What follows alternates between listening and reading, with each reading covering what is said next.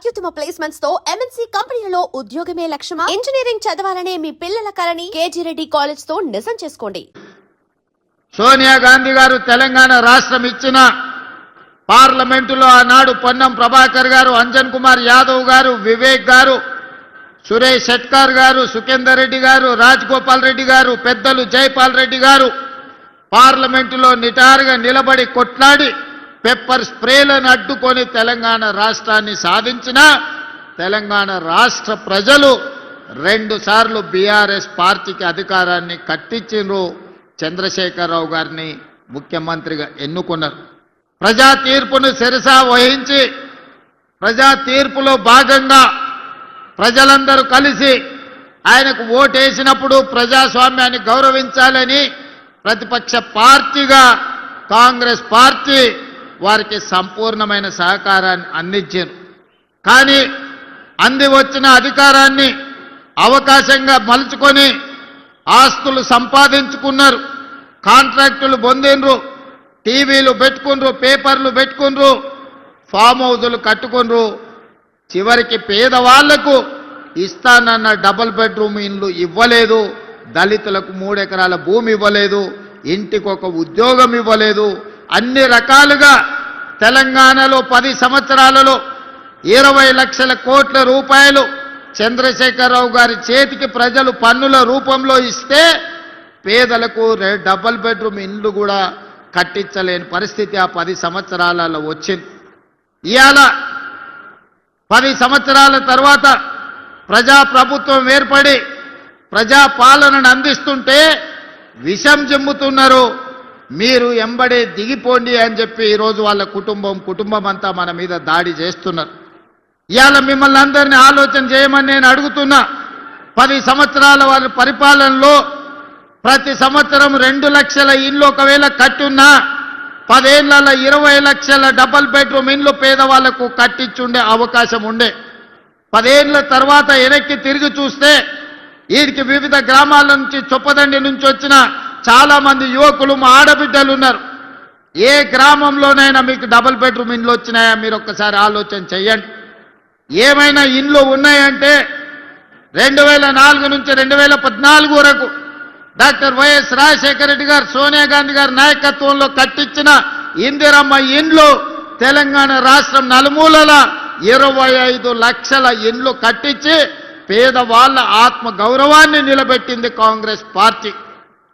ఆనాడు రైతులు ఎదుర్కొంటున్న కష్టాలు, కాలిపోతున్న మోటార్లు, పేలిపోతున్న ట్రాన్స్ఫార్మర్లను చూసి డాక్టర్ వైఎస్ రాజశేఖర రెడ్డి గారు ఎల్పీ స్టేడియంలో ముఖ్యమంత్రిగా ప్రమాణ స్వీకారం చేసి మొట్టమొదటి సంతకం తెలంగాణ రైతాంగానికి ఉచిత కరెంటును అందించడమే కాకుండా 1300 కోట్ల రూపాయల బకాయిలను, వందలాది వేలాది క్రిమినల్ కేసులను రైతుల మీద ఉంటే ఒక్క కలం పోటుతోని కాంగ్రెస్ పార్టీ రైతులకు ఉచిత కరెంట్ ఇచ్చిన మాట వాస్తవం కాదా?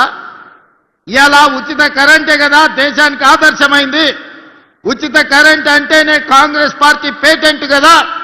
ఈనాడు ప్రతి రైతుకు ఉచిత కరెంటు అందుబాటులోకి వచ్చింది అంటే అది కాంగ్రెస్ పార్టీ ప్రవేశపెట్టిన పథకం కాదా ఈ దేశంలో? ఇవాళ రాజీవ్ ఆరోగ్యశ్రీ, పేదవాడు ప్రాణాలు పోతుంటే కాపాడుకోలేని పరిస్థితి, ప్రతి పేదవాడు నిస్సహాయంగా తన తండ్రో తన తల్లో కళ్ళ ముందే చచ్చిపోతుంటే కార్పొరేట్ హాస్పిటళ్లకు బిల్లులు చెల్లించలేని పరిస్థితి.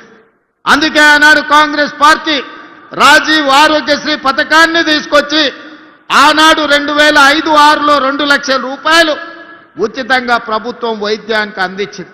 ఇవాళ పథకమే కదా 10 లక్షల రూపాయలు ఈరోజు రాజీవ్ ఆరోగ్యశ్రీ పథకం రూపంలో ఈరోజు పేదలకు మనం అందిస్తున్నాం కదా.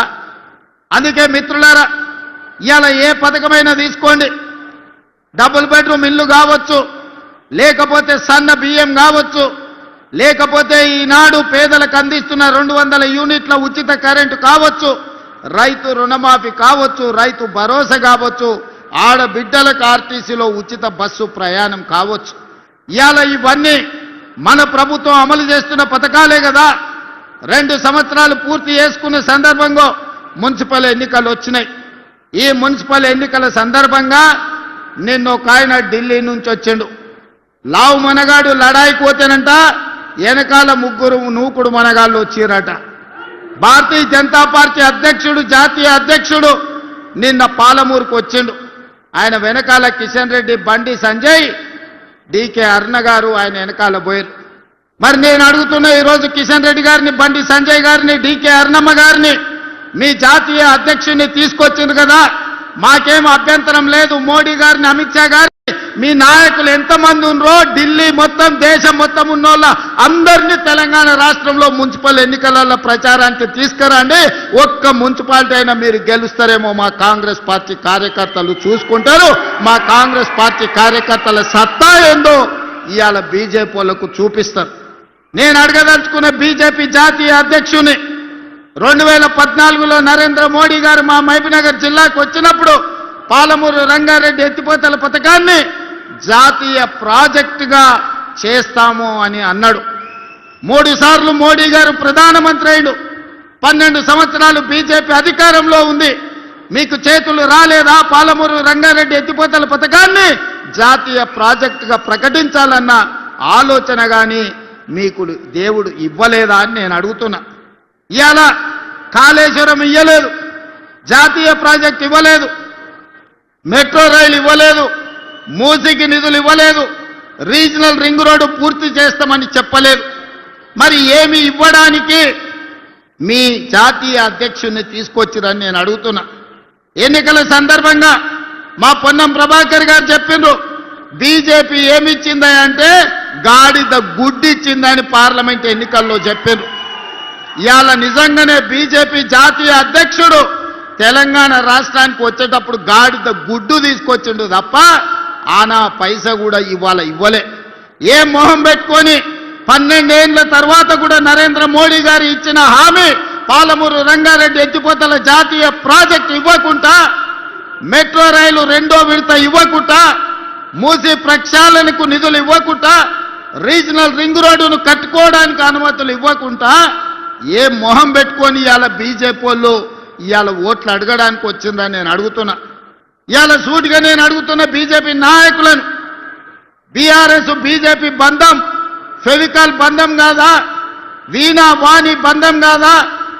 మీ శరీరాలు వేరైనా మీ తలలు ఒక్కటే కాదా?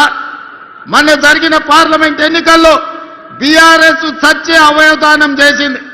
ఎక్కడైనా ప్రమాదంలో ఎవరైనా చావు బతుకుల మధ్యలో ఉంటే వాళ్ళు సంతకం పెడతారు, నా మరణానంతరం నా కిడ్నీలు దానం చేస్తున్నా, నా మరణానంతరం నా కళ్ళు దానం చేస్తున్నా అని మనం అవయవదానం చేసేటోళ్ళని చూసినాం. కానీ బీఆర్ఎస్ దరిద్రమేందో పార్లమెంట్ ఎన్నికల్లో మా ఓట్లు, మా సీట్లు బీజేపీకి దానం చేస్తున్నామని 8 మంది ఎంపీ సీట్లను బీజేపీ వాళ్ళని గెలిపించింది బీఆర్ఎస్ వాళ్ళు కాదా? ఒక్క సీటు కూడా గెలవలే. 8 సీట్లలో బీఆర్ఎస్ వాళ్ళ డిపాజిట్లు పోయినాయి.